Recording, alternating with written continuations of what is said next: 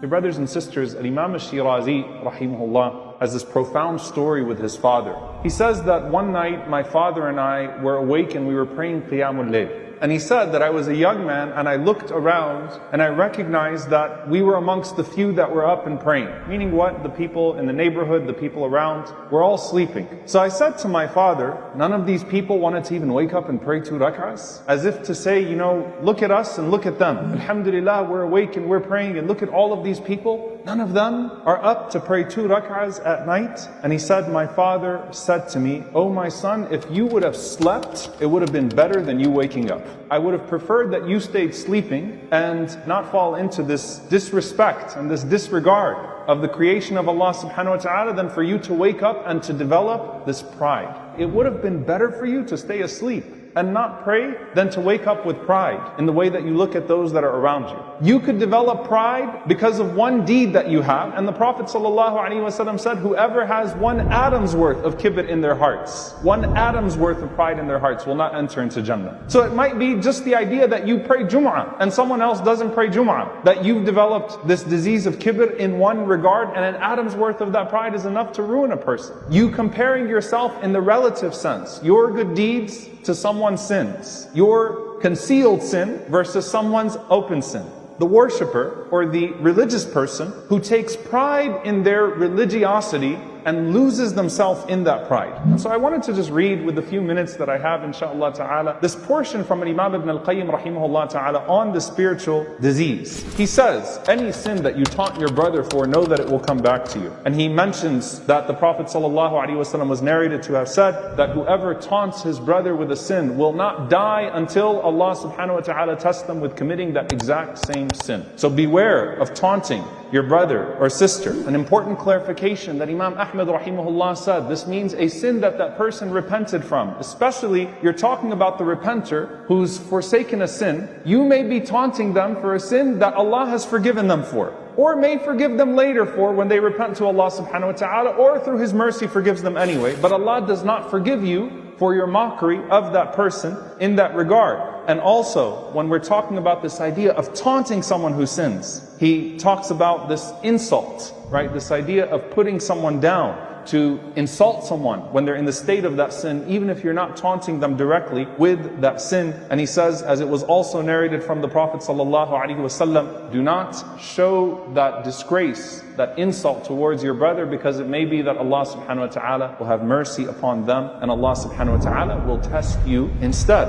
And he continues to say, your mocking of your brother or your taunting of your brother or sister when they're in that sin is worse than the sin that they're committing in the first place. Meaning the sin of your mockery, the sin of your backbiting. We're not even talking about slander, by the way. But the sin of putting someone down and making fun of someone and taunting someone and mocking them for a sin that they're committing is greater than their sin.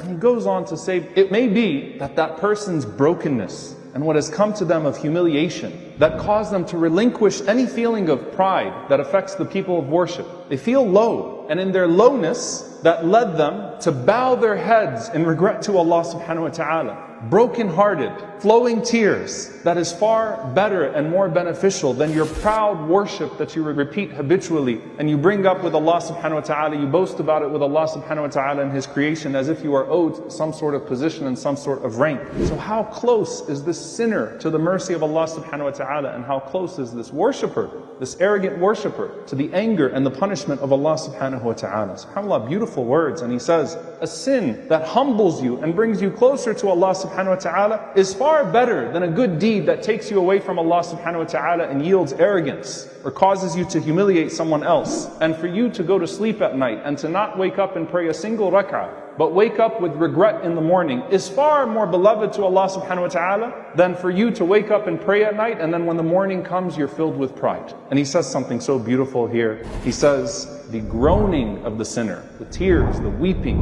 is far more precious to Allah subhanahu wa ta'ala than the humming of the arrogant worshippers. And it might be that through this thing that Allah subhanahu wa ta'ala has tested this person with, it was a medicine. That sin was a medicine by which Allah removed a disease from that person that's still present within you and you just don't know. That Allah removed a fatal spiritual disease, and that spiritual disease is in you and it just has not been diagnosed yet. There are secrets that the worshipper and the open sinner, with the student of knowledge and the person who is openly ignorant and heedless. Secrets that we all have that no one knows except Allah subhanahu wa ta'ala. The only difference between their sin and yours is that their sin is open and your sin is concealed. But the ranks are only known to Allah subhanahu wa ta'ala. The good deeds of that person, that sinner, is only known to Allah subhanahu wa ta'ala. You know, there's a powerful story of one of the Salihin, and I'll end with this because it's so profound. One of the righteous scholars had a neighbor who was known for being an alcoholic. And when the neighbor passed away, the wife of that neighbor asked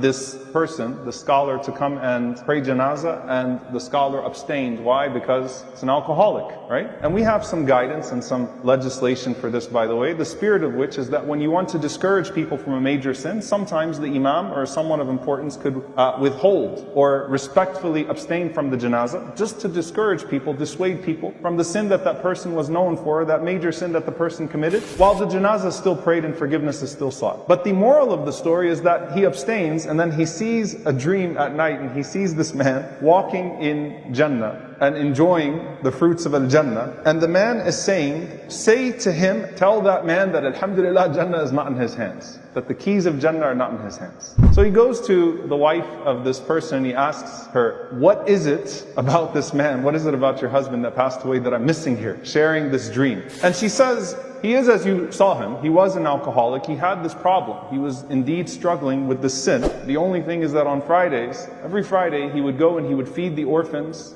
of his neighborhood, and he would accompany them and spend time with them, and he would cry and he would say, make dua for your sinful uncle, and it may be that Allah subhanahu wa ta'ala answered the dua of one of those orphans. We don't know the ranks of people, and you have to actively protect your eyes, and it all goes back to what? Focus on yourself. Focus on your flaws. Hear everything in the capacity of what? How can I better myself? This is not a don't judge the sin. This is don't pass final judgment on the sinner. We don't lose the status of the sin in Islam. We know what a major sin is. We know what open fahisha is, open wickedness is, and open lewdness is, and it's condemnable. And the Prophet ﷺ indeed said that Allah will forgive all of the sins except for the ones that are boasted about. But be careful when you let your eye wander and come across your brother or sister who you think is deficient in relation to you in one regard, and internally even have a conversation with yourself and think, I'm better than that person. It takes one atom's worth, dear brothers and sisters. One atom's worth.